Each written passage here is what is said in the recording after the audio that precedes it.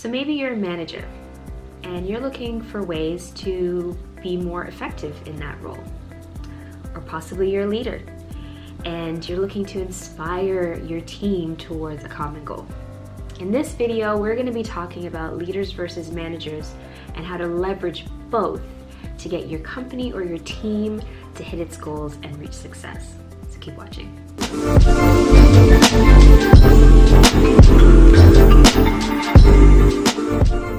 Hello, my name is Sarah and welcome to the Unchained CEO. On this channel, we focus on personal development and business, inspiring and motivating you to become the best version of yourself and achieve your goals. I really wanted to talk about leaders versus managers because in a lot of realms, people seem to think that it's one or the other, or that leadership or being a leader is better than being a manager.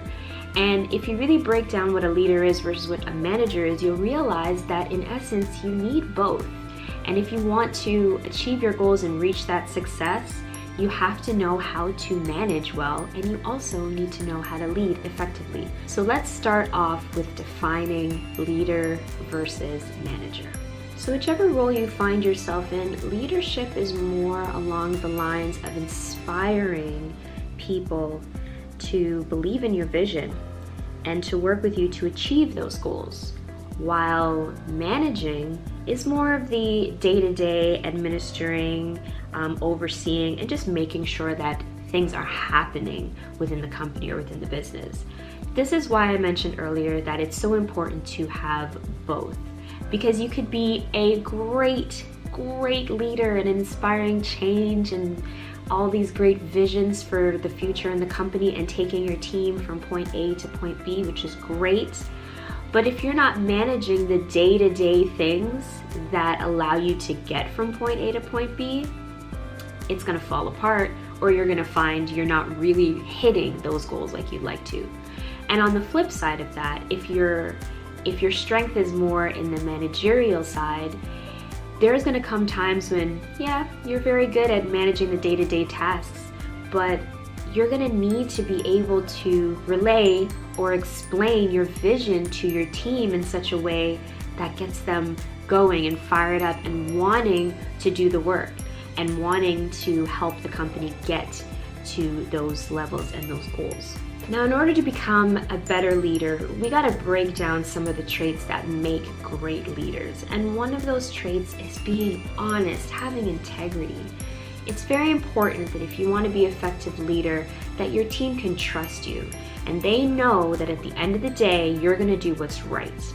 If you're the kind of person that cuts corners, or you say one thing and you do something else, or you say a particular thing to a person's face, but then behind their back you're saying other things, do believe your team is seeing this, they're watching this, and they're understanding how you operate. When you have a space or a workspace that is full of trust and honesty, and your team knows that they can come to you, they can tell you what's going on, they can seek your counsel, and vice versa, they're more likely to follow you because they know that at the end of the day, you're not just doing what's best for you, you're also doing what's best for the team.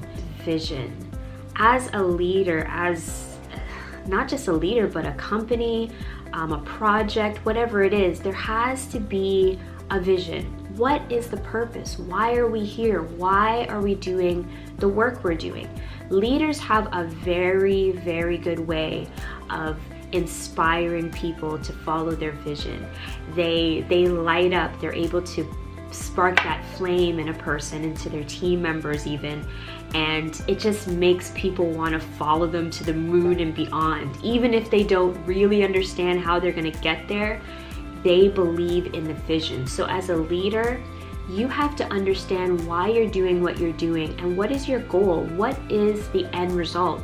Because if you don't understand it, it's going to be very difficult for you to inspire others to work with you towards achieving the goals. Inspiring.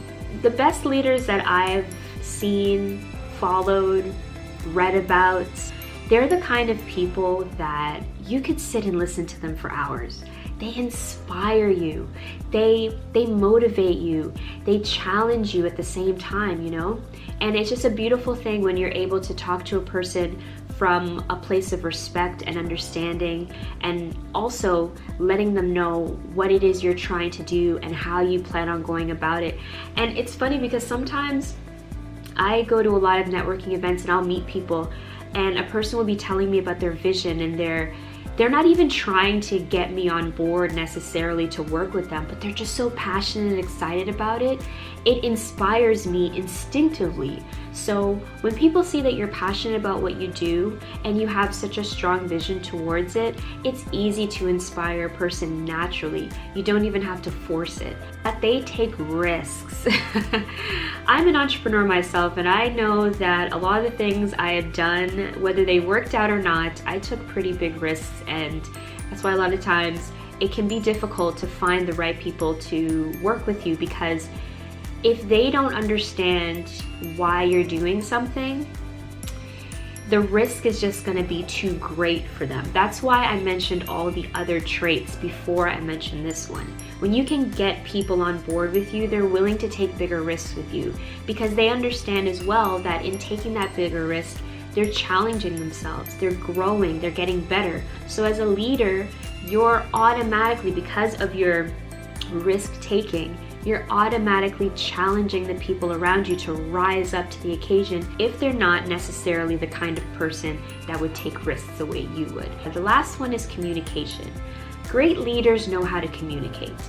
And it's not a matter of being like that slick talker.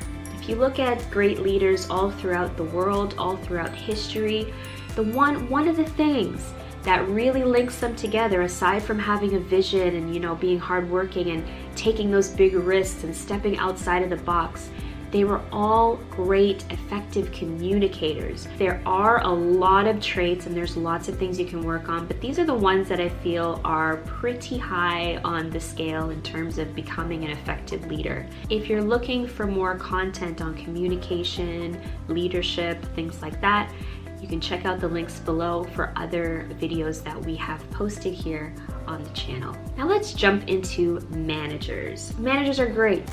Don't let anyone tell you that being a manager is less than being a leader. You need both skills to achieve your goals. And these are some of the traits that stand out when I think of managers. Great managers have the ability of execution. So if you have a vision and you relay it to them, they're able to chunk down your big vision into smaller steps, from step 1 all the way up to step whatever. Each step is leading you closer and closer to achieving the vision. This is one of the reasons why I truly believe that managing and leading is so important. You need the great vision. You need to be able to inspire and empower your people, but at the same time, you need to be able to get step by step by step by step to get to that vision. Most of you have probably heard this: what doesn't get measured doesn't get done. A part of managing is measuring. You've got to be able to do the step-by-step work as well. And managers, effective ones, are able to do that. The day-to-day tasks is another thing. Now, I know for me as a business owner, sometimes the day-to-day tasks just seem so mundane. I'm definitely more of a visionary. I have the vision, I have the ideas, and the key is to find the right people to rally around me to help me execute that vision. Now, these people are the people that can do the day-to-day, seemingly little tasks that get you to the bigger goals. Remember that when you're setting your goals, you're gonna have, your short-term, your medium-term, your long-term goals, and each of those goals, you're gonna be able to break down into actionable steps that you can take every month, every week, every day. Those steps that you're taking every day is the day-to-day management side. Fortunately, if you're a person who is all about personal development and growing yourself, if you're a leader, you probably have some of this. It may not be your best strength, but it is something that you do day to day. Now, the day-to-day managing of tasks is not my best strength, but I'm able to do it. And one day, as my business continues to grow, I will have more people in place to do those things so that we can effectively reach our goals. processes, call them systems, whatever you want. When I was first setting up my wellness studio here in Toronto, I remember it was definitely a transition. I had gone from being a single entrepreneur for so many years and transitioning into a position where now I was going to have other people working with me. I quickly realized that I needed to set up systems so that these people wouldn't have to constantly be calling or texting to find out how to do this, how to do that. It took time. But that's a part of the managing side. Being able to sit down and manage all the different systems, create these systems so that you have a cohesive working environment. Your teams, if you have like a marketing team, a social media team, a sales team, an accounting team, PR, whatever it is, business relations team, there needs to be different processes so each team can work effectively on their own, but at the same time, each team can work together towards, again, the bigger vision and goals for the company. So being able to not only set up but manage processes is also a part of being an effective manager. And the last thing that I'm going to mention about managers that I think is really important, and this is one of the things that I think differentiates a great manager from an okay manager. A great manager is people focused. Now, it's easy to micromanage people and tell them what to do and this, that, especially if you're their boss. It's easy to tell people what to do and point fingers and be like, yep, this, that. But when you're people focused, and this is one of the traits that both a leader and a manager, great ones, have in common. They're people focused. I believe it's Russell Brand. He had mentioned in some articles and things that I had watched on social media, they had asked him a question about like, what's his focus or who does he focus on? And 99% of the time when you ask a CEO that kind of question, their first response is going to be, oh, we focus on our customers and stuff like that. I believe it was him, and I also believe it was the CEO of Southwestern Airlines as well, that they focus on their staff, their employees. And if you think about it, it's actually the right approach. If you focus on your employees, making sure that their needs are met, making sure that their work environment is conducive to the kind of environment where people thrive and their creativity can flow and they don't feel overly stressed and pressured, what do you think is going to happen to those people when they interact with your customers?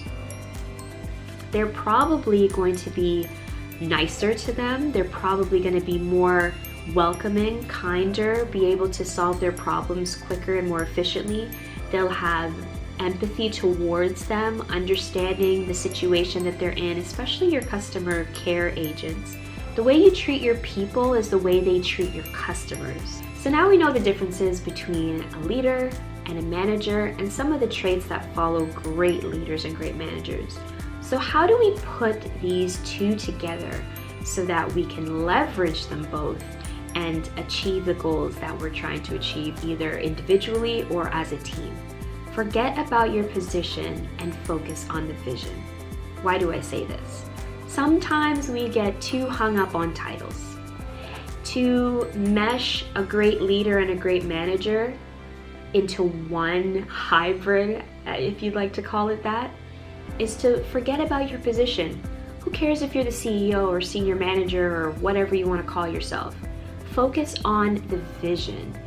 That's where the people focus and the vision and the inspiring comes into play, because if you focus less on your title, ego gets out of your way. Now you're just a team of people trying to achieve a goal, and you're going to take the necessary steps to do so because no one is thinking, well, that's not my job, or that's not in my pay grade, or whatever the case may be. The goal at the end of the day is to reach to your vision or to the end result. And if you put all the titles aside and focus on that and work with the people that you have to work with, you'll just reach there faster. Learn to delegate. Now, this can be hard for some people. It's difficult to pass on or pass off work to another person in your team, especially if you're the kind of person that has the mindset of, if I don't do it, it won't be done right, and all of that. The reason why I say you should learn to delegate is twofold. One, as a leader, if you're trying to do everything by yourself, you're not going to reach very far. There is a saying, and it goes, if you want to reach fast, go alone. If you want to reach far, do it together. Working together and delegating specific tasks to the people who that's more their strength versus you trying to do everything yourself is way better. You're slowing yourself down. You're slowing the team down. You're slowing the execution down, because there's only so much time in a day and there's only one of you. So if you're able to delegate some of those tasks to other people within your team that are very competent and it's probably within their job title to do, then let them do it. The second reason why I say to learn to delegate is because as a manager, if you can actually take on some of those leadership roles if you delegate and don't micromanage people. So when you give someone a task and you give them that confidence that you know that they're going to do it, it inspires them to want to do excellent work. They know you're not breathing down their throat. They want to do a great job. So what do? They work hard. They work diligently. You don't have to tell them to take the work home or to this or to that. They know the vision, they know the deadline, and they work towards it. I'm not saying you can't check in and make sure everything is running smoothly, but do it in such a way that makes them see that you believe that they are competent and they're able to do it on their own, and you're just checking in to see if there's any assistance they might need from you or any questions they might have. When you do that with your employees or your staff, you show them that you are confident that they can handle the work. They're more inclined and they feel better about themselves and more inspired to do better work. Be more transparent. Now, I have experienced leaders and managers who are very wishy-washy, if I could say it in simplest terms. They don't fully let you know why you're doing a thing. They might tell you you have to do this and that's all they give you. Or if things are going wrong, they pretend like everything's okay, and then the fire ensues and then you find out while you're burning, So I've always prided myself in being the kind of leader / manager with my people that I'm honest. I tell them the truth. I'm like, listen, right now it's hard, but I know we can get through this because XYZ. Or that contract we were working towards, they turned us down because of this, that, and I feel like this is a learning experience and we can do better for next time. But it's important to be transparent. You don't have to be Superwoman or Superman. Trust and believe that if you're honest, like I said in the beginning, and you're transparent with your staff and the people that you oversee, they respect you for that. They respect you because you respect them enough to not pretend like everything is okay. You respect them enough to not lie to their face. They will go to the moon and beyond for you when you're transparent because they feel like they're in the loop. They feel like they're a part of the team because you let them know what's going on and how it's affecting the company and the team. Now, I understand that for some larger corporations, there's certain information that's a little bit more sensitive. So I'm not saying you have to divulge everything, but I think you understand the picture I'm trying to paint here. It's always best to be transparent and honest with your team in the good times and in the bad, in the great situations and in the rougher situations. Because when you come out of it, if they find out after the fact that you lied to them or you withheld information, they're less likely to follow you.